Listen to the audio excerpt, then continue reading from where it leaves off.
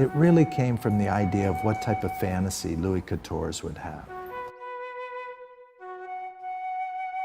In 1991, I was invited to be in an exhibition for really kind of site-specific art. In the center of this town was a Baroque Schloss, and when I looked at this Schloss, I thought, oh, you know, this looks like a place Louis XIV, Louis XIV could live. And I thought, you know, if Louis XIV lived there, maybe one day he would wake up. And I thought about my white terrier.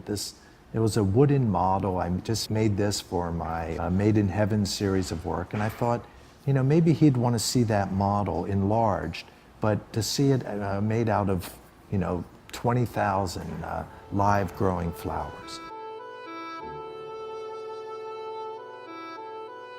And it was a huge success. And I wanted to rebuild the piece. And John Caldor came along and said, you know, Jeff, I would like to do this. And one of my favorite photographs of all time, they had me in a cherry picker up on the nose of the puppy.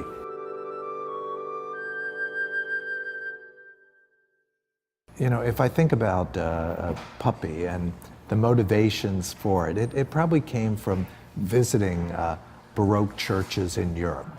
This aspect of the different polarities, the symmetrical with the asymmetrical, control giving up control, the life cycle of birth and death. And you know, the seasons do affect puppy.